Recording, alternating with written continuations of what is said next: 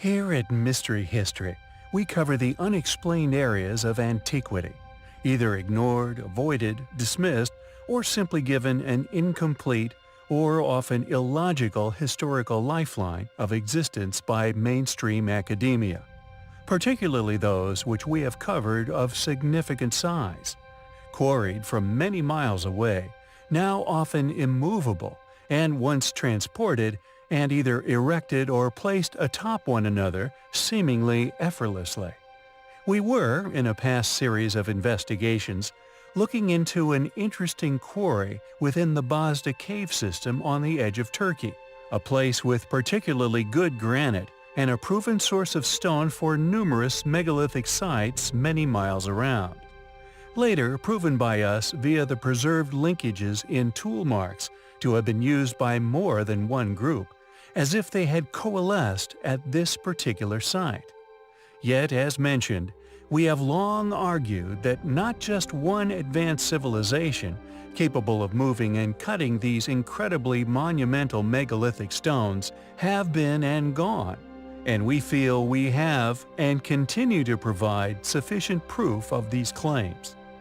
The Colossi of Memnon, said to have once sang at sunrise, are both made of stones thousands of tons in weight, yet are eroding to dust along with countless others, yet clearly once precisely cut, just like all the other stone ruins we cover worldwide. Yet sites like Petra and the polygonal casing stones found in some most curious of places, such as the pyramids of Egypt, preserving stones in a similar condition to the colossi. Certain stone monuments of gigantic size, found and stored in near-perfect condition, are found in these same areas, as if somehow spared catastrophe. Does this prove a sudden great flood? They regardless, we claim, prove several cycles of activity at stone-cutting creation. Were some monuments submerged and therefore preserved under the sediments, like those secretly removed from the pyramids and Sphinx during initial investigations? Were they attacked by a geological event? The perfect preservation of some of these statues must eliminate sandwear as a possibility. The pursuit to the answers to these questions become closer, and we feel highly compelling. There are many baffling, anomalous artist depictions that litter the megaliths all over the rainforests which now submerge the super-civilization or mega-metropolis which was once known as the Mayans. Pekal's tomb and the strange rocket designs we have shared before, location now unknown, the seal seemingly showing a craft of ancient high technology, indeed not to mention his choice to have a vivid green death mask. All mere coincidence?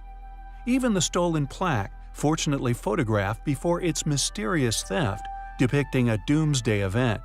Volcanic eruptions in the background, with drowning natives, which accompanied a mass submersion found and subsequently stolen from Tikal. Mere coincidence? Yet, with all these compelling pieces of evidence, all these artistic accounts, whether through cover-up or lack of discovery and accurate artistically created depiction, of this event of a peaceful trade via ancient alien contact, what the argument needed to become unarguable may have just been discovered deep in the Mayan rainforests. Accurate depictions created in brittle yet precious jade tablets of considerable proportions, artistic interpretations of these events, and the giving of gifts actually once occurring.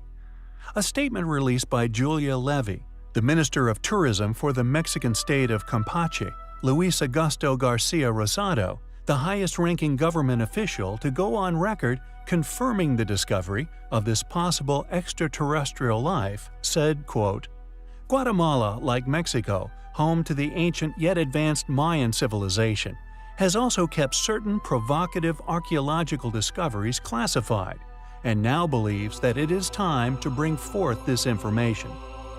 Rosado spoke of contact, quote, "between the Mayans and extraterrestrials, supported by translations of certain codices which the government has kept secure in underground vaults for some time." In a telephone conversation with the rap, he also spoke of, quote, landing pads in the jungle that are 3,000 years old." End quote.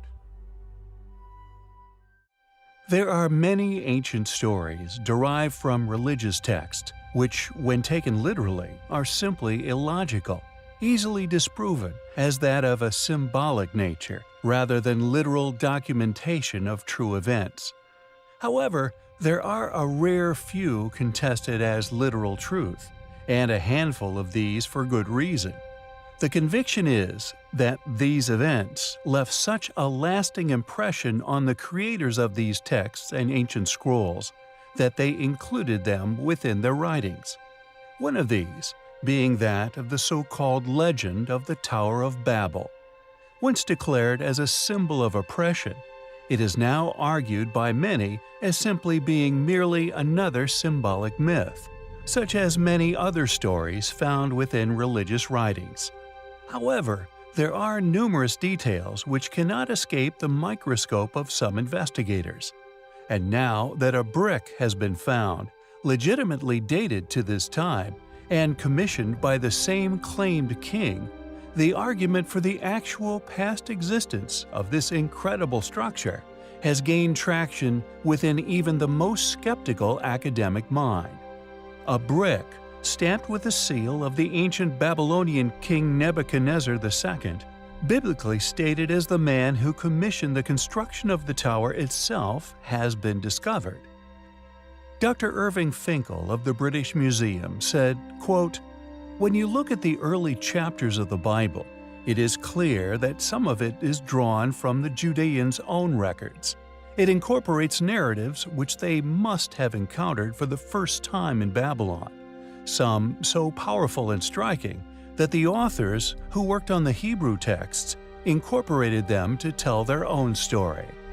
He continued, "In the book of Genesis, what we have here is a brick which fits exactly into that specific context. There can be no doubt that the stimulus for the story and the narrative must have taken shape during the Babylonian exile. The evidence could help to prove the existence of the Tower of Babel, its story written by a desperate population in exile held captive by a ruthless king." End quote. Yet, as always, regardless of the corroborating evidence, it will, like the many other details and aspects of the claimed tower, continue to encounter dismissal by many. With even those who are convinced of its past existence, in disagreement over its original location. Logic would suggest that, if built, it was within ancient Babylonia, some 500 miles from Jerusalem. Yet some argue it was actually built somewhere else, within the Middle East. Regardless of these disagreements, we find the brick, its still intact mortar, Dr. Finkel's quotations, and indeed its intriguing seal, highly compelling.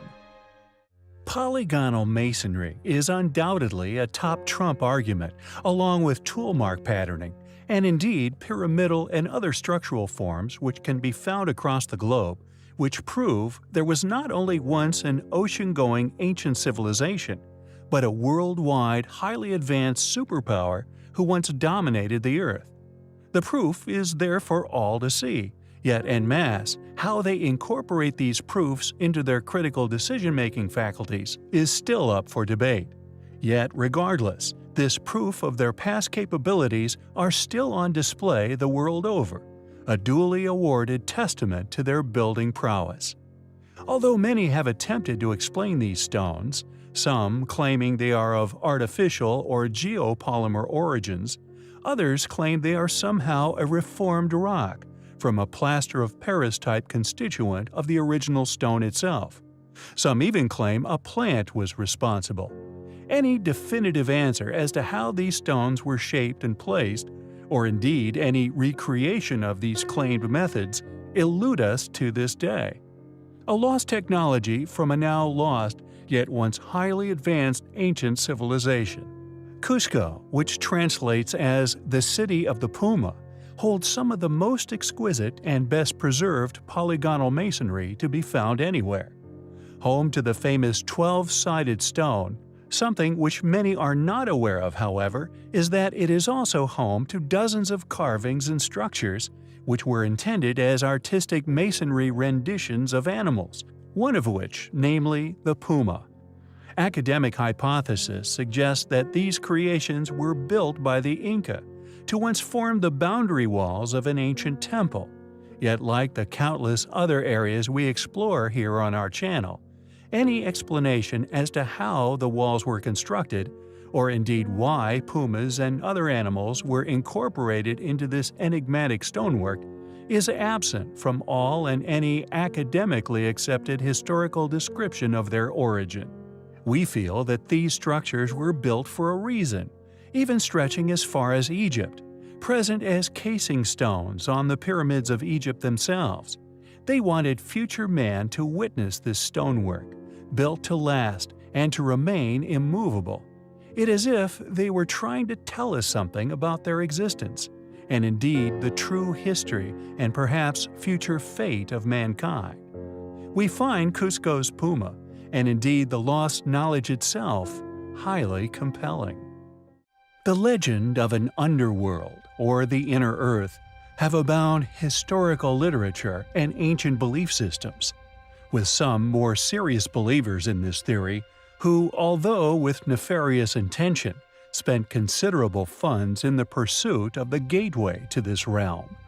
Archaeological documentation of its existence is found throughout the ages, seemingly adding validity. No matter how hard to believe, it persuaded said group's greatest minds into the pursuit of its existence. Within antiquity, specifically Greek, ancient Egyptian belief systems, a gateway to an underworld was at the time commonly associated with a passageway into hell and the passage through. Representative of these acts include Hades, Osiris, Anubis, etc., with the Greeks even creating necropolises, claiming gateways were often located at the meeting of three rivers. Journey through the underworld. With the Egyptian scripture, we feel not only being the most elaborately constructed, but by that measure the most intriguing to explore. Throughout the underworld journey, the traveler contended with strange beings and gatekeepers, with Osiris found within the Hall of Final Judgment. Here, the plea of case for entry into the afterlife. The Final Judgment involved a two-part process. Standing before the 42 divine judges.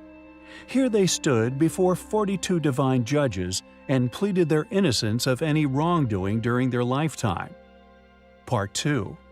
The weighing of the heart ceremony. The heart, which contained a record of all the deceased's actions in life, was weighed against the feather of the goddess Ma'at. This feather was the symbol for truth and justice, and helped determine whether the deceased person had indeed been virtuous. The afterlife. Known as life in the field of rushes, a reflection of the real world perfected. Blue skies, rivers and boats for travel, gods and goddesses to worship, and fields and crops to be plowed and harvested. The dead were granted a plot of land in the field of rushes and were expected to maintain it.